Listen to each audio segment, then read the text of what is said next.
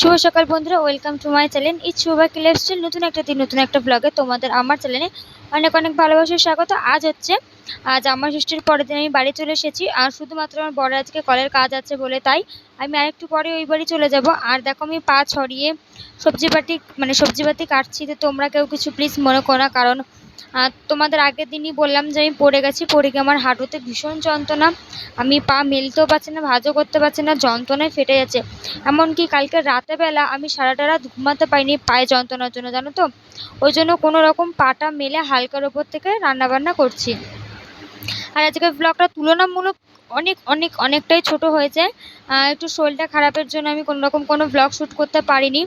আর তোমরা দেখে আশা করে বুঝতেই পারছো, তুমি পা নাড়াতে পর্যন্ত পারছি না, বিছানা ছেড়ে উঠতে পর্যন্ত পারছি না, জানো তো, এতটাই আমার পা হাত পা ব্যথা। তো এখন বরকে রান্নাবান্না করে দিয়ে চলে যাবে, একটু ওই বাড়িতে দরকার আছে তাই।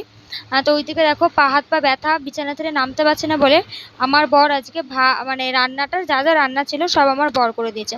আর এই ঠান্ডা জলটা নিয়ে এসেছি ছোটমার বাড়ির থেকে, এই যে পায়ে লাগাবো বলে, জানো তো, খুব ব্যথা তো ওই জন্য। বুঝতে পারছো কিনা জানি না, এটা আমার বাড়ির রাস্তা না।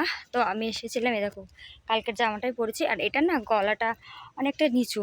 তো যাই হোক, প্রচণ্ড রোদ। আজ হচ্ছে বৃহস্পতিবার, আমি এসেছিলাম লোনের পয়সাটা দিতে, লোন দিতে আমি লোনের পয়সাটা দিয়ে যাবো হচ্ছে একটু ওই বাড়ি।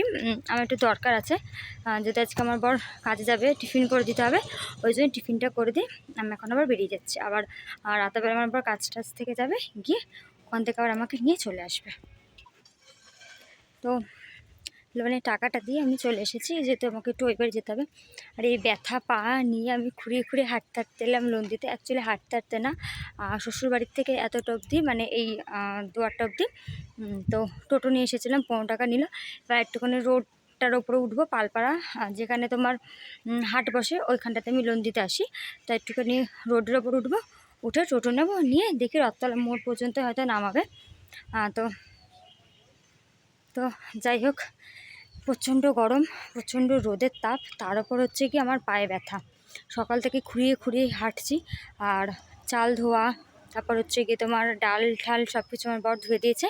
তোমাদের তো বলতেই ভুলে গেছি, আজকে শুধু আমি আমার বরের জন্য রান্না করেছি ডাল আর ভাত।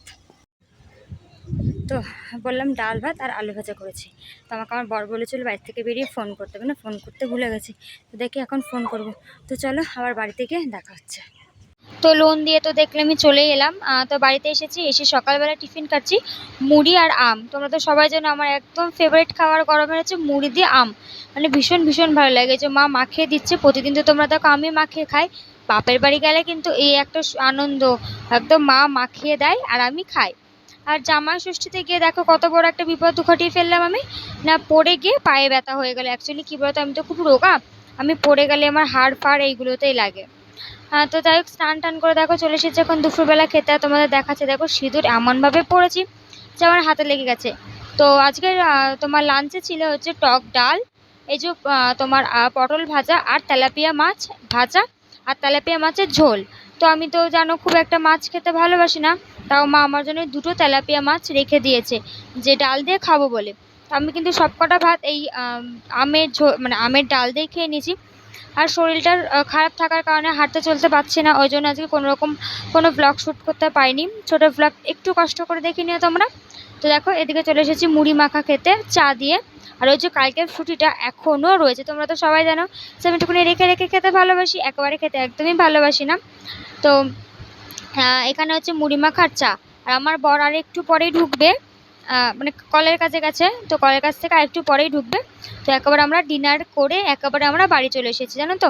আর ডিনারে ছিল ওই যে সকালবেলার আম ডাল আর হচ্ছে গিয়ে তোমার ওই মাছ। তো আমি এবেলাটা একটু মাছ খেয়েছি আর আম ডালটা একটু কমই খেয়েছি, আর ছিল তোমার আলু ভাজা। তো আজকের ব্লগটা এইটুকুই। যদি ভালো লেগে থাকে অবশ্যই আমার চ্যানেলটা সাবস্ক্রাইব করে একটা কমেন্ট করো, লাইক শেয়ার করতে কিন্তু ভুলো না।